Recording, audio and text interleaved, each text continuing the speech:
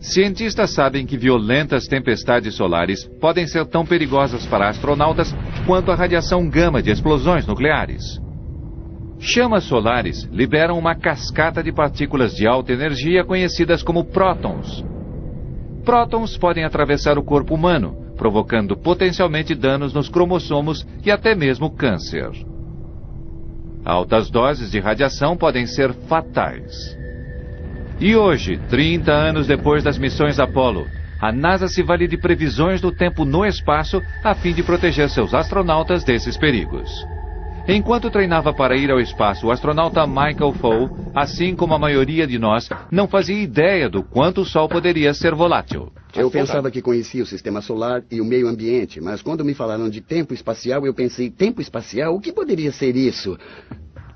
Final de outubro de 2003. A bordo da Estação Espacial Internacional, Foale está prestes a descobrir o quanto o tempo no espaço pode ser perigoso. O Sol entra em erupção com uma série de acontecimentos tão poderosos que se tornam conhecidos como tempestades de Halloween. 28 de outubro, Boulder, Colorado. No centro ambiental do espaço, observa-se a segunda maior chama já registrada explodir a partir do centro do Sol. O problema era a localização. Ela estava no que chamamos de zona da morte, onde toda a energia se posiciona em linha reta em direção à Terra.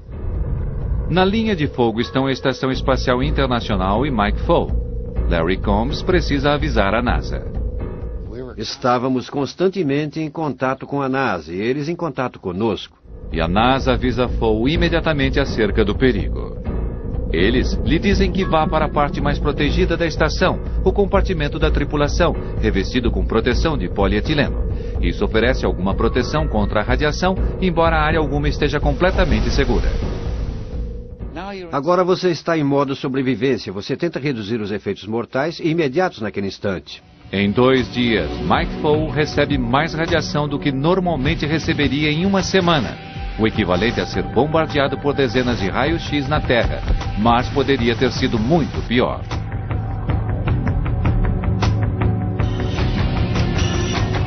Se ele tivesse saído da espaçonave durante a tempestade, teria sido afetado pela intensa radiação, que provocaria náuseas e danos cerebrais dentro de 10 minutos.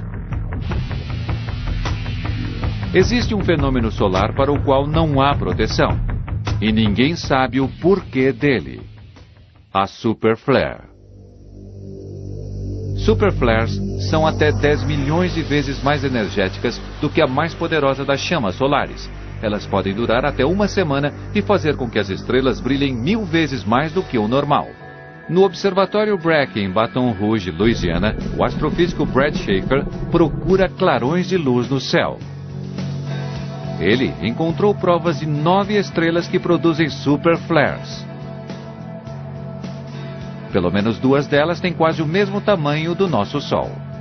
E essa noite, ele está observando Omicron Aquilae, uma estrela apenas 7% maior do que o nosso Sol. Durante um período de 4 dias, essa estrela ficou 10% mais brilhante do que o normal. O poder total dessa chama era 1 milhão de vezes maior do que até mesmo a maior das chamas já vistas em nosso próprio Sol. O que acontecerá se nosso Sol produzir uma superflare? O que aconteceria com a vida na Terra? Schaeffer acredita que tudo no espaço seria frito.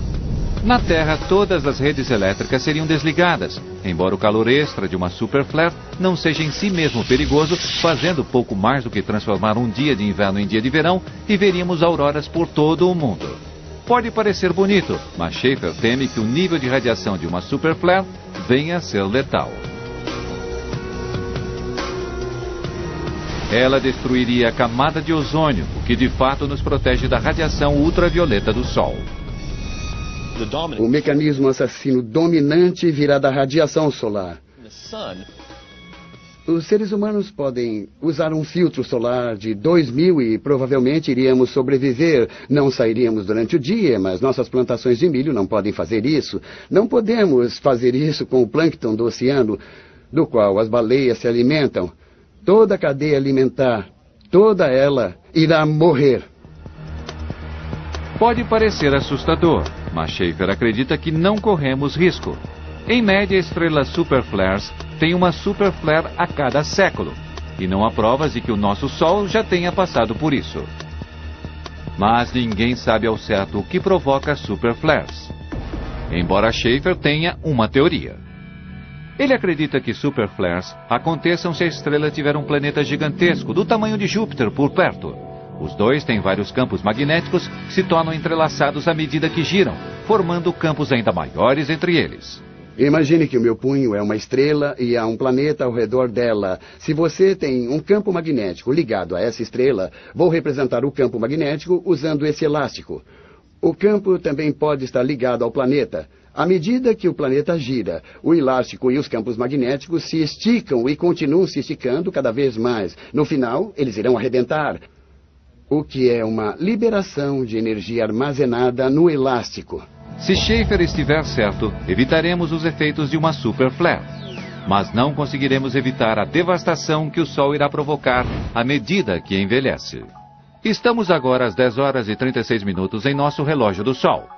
Às 11 horas e 30 minutos estará quente demais para os seres humanos. Nosso Sol está ficando mais quente. Desde seu nascimento há 4 bilhões e meio de anos, seu brilho aumentou 30%. E os cientistas acreditam que ele fica ainda mais quente, levando à evaporação dos oceanos, derretendo a superfície do planeta e destruindo a vida como a conhecemos. Mas como? Voltaremos a seguir com Mistérios da Ciência, no Nat Geo. Sabemos quando o Sol nasceu, como ele nos provê, e também como ele já colocou um grande número de perigos em nosso caminho. Mas isso não é nada se comparado com o que acontece com a vida na Terra à medida que o Sol esquenta e morre, desencadeando um inferno que irá ameaçar a sobrevivência da humanidade no planeta. O Vale da Morte na Califórnia é um dos lugares mais quentes do planeta. Ele nos dá uma ideia do que o Sol reserva para todos nós.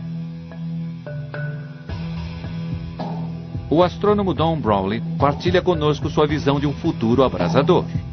Está um dia extremamente quente aqui no Vale da Morte, mas, na verdade, no futuro todo o planeta se tornará muito mais quente que isso. À medida que o Sol envelhece, ele fica cada vez mais brilhante, cerca de 10% a cada bilhão de anos. Vislumbrando o futuro distante do Sol, o combustível de hidrogênio está lentamente acabando, mas as reações nucleares no coração do Sol, não. Elas estão acelerando. A pressão no núcleo cai à medida que o combustível é queimado.